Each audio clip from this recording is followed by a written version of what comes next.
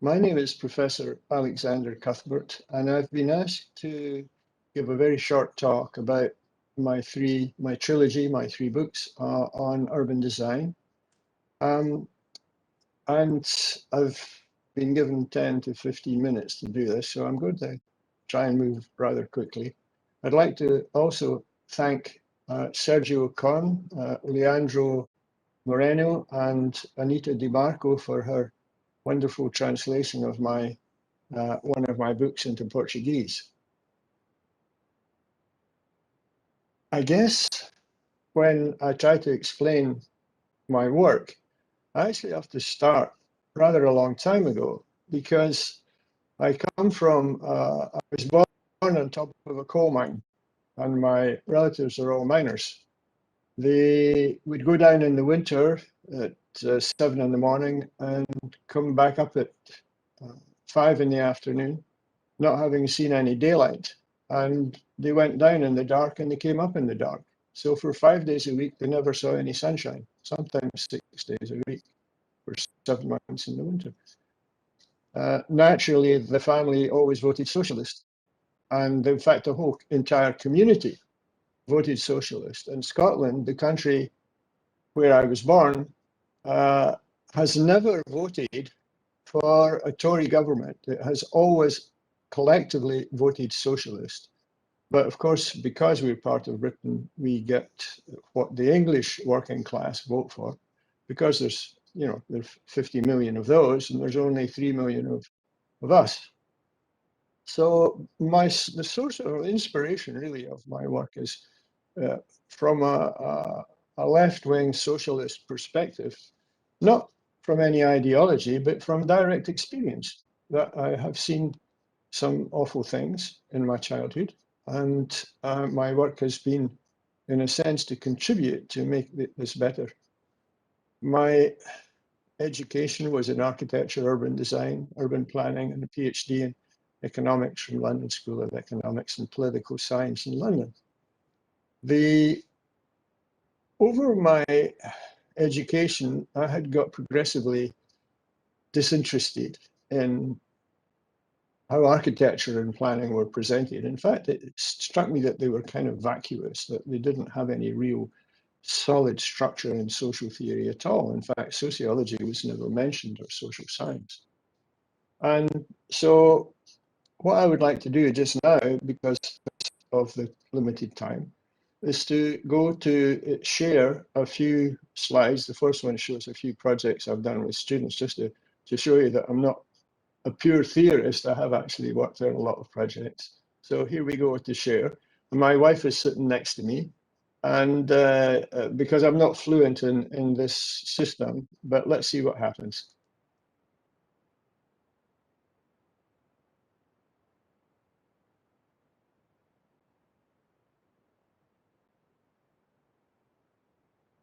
Given my first few words, you can see where the idea comes from, where I follow, in a sense, Henri Lefebvre's statement that all space is political. It is political because it's subject to wealth, to class distinctions, to political decisions and things like that.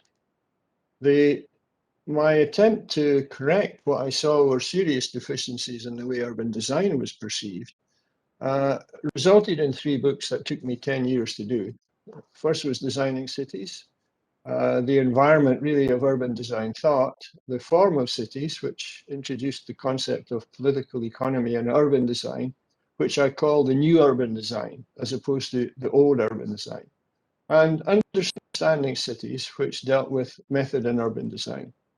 My objectives really were nothing less than to tear down the existing walls and silos created by professional and business interests, and to establish the new urban design informed by political economy.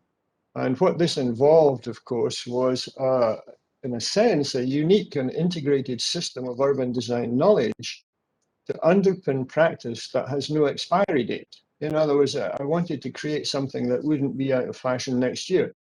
I wanted to do these three books, to construct these three books so that they would last for 50 years. naturally they would have to be upgraded. The basic structure and idea would remain valid. And in order to do this, I had to create a format for learning that has never been done. In this sense, my books are original because they follow a format that you will not find in any other rest of the literature in urban design. These are the three books: Designing Cities, Form of Cities, Understanding Cities, published originally by Blackwell, an old Oxford publishing company, which has been swallowed by a multinational in the form of Routledge. We'd rather have that Blackwell had remained its own publisher because it had a history of 120 years or so. But that's inevitable in the way things move forward. The book's been translated, 3 books have been translated into Chinese, also into Understanding Cities into Russian, and now into Portuguese. But one of the things that happened in the course of writing, publishers having to stick to their agendas, was that when I had started writing the theoretical introduction to the form of cities, I found I'd written 100 pages, and I could only use something like 40 of them in the book. And it was an amazing coincidence that right at that moment, I was phoned by the editor of the Urban Design International, asking me if I had anything that they could use. And I said, well, guess what? I have about 60 pages of theory about urban design. Would you like to do that? And they said yes. And so as an add-on to the books, and you can get the entire issue, the Urban Design International is the entire issue between the covers that all deal with the theory that supports the books in the sense that there's already theory there, but this adds to what I originally had wanted to say.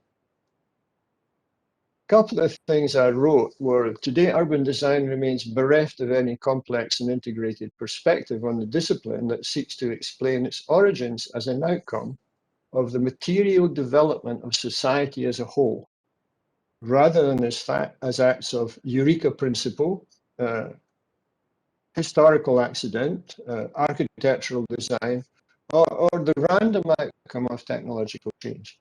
And while there are theories in urban design, so far there are none of it.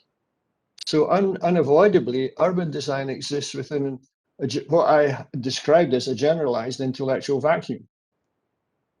Another impulse for producing the trilogy is a short couple of extracts from Paul Feyerabend, whose writing I really love, in his classic text against method.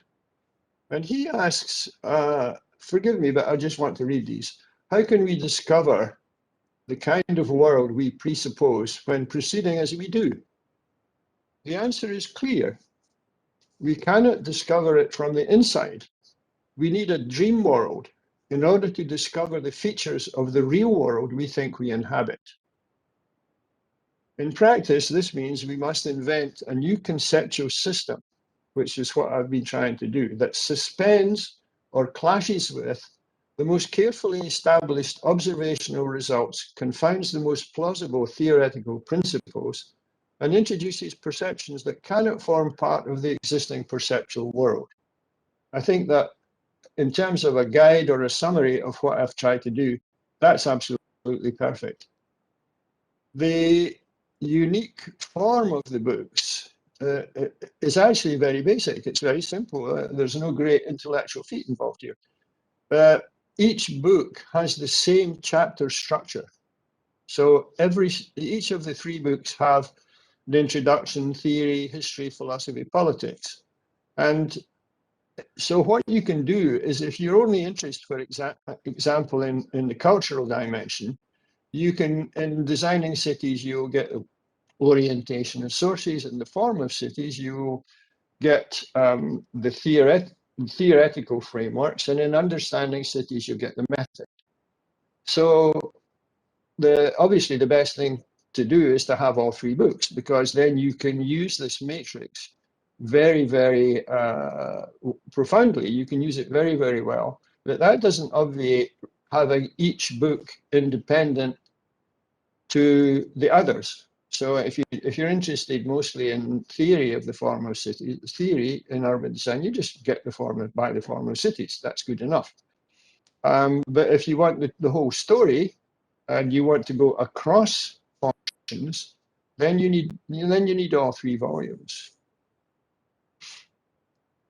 The 5 propositions for a reconstructed urban design knowledge are: first, mainstream urban design is self-referential and is neither informed by nor committed to any external intellectual authority. It has no external framework, in other words. Urban design must reorient itself to social science as its wellspring, specifically urban sociology, geography, and economics, together forming spatial political economy. To be scientific, a discipline must have a real or a theoretical object of inquiry, preferably both. The theoretical object of urban design is civil society, and the real object is the public realm. Our understanding of the production of design outcomes must shift from a Beaux-Arts and modernist obsession with form, the Eureka principle, and the cult of the master disciple, to one where the organic production of urban forms and spaces are homologous with the production of society. Those are the fundamentals of the books, and I've been asked by Sergio to give another small 10 or 15 minutes discussion on some of the subjects. So thank you very much for listening to the talk, and I hope that if you have the book available, please go and buy it. I think if you're interested in urban design, planning, and architecture, I think it should be a fundamental in your library. Thank you very much.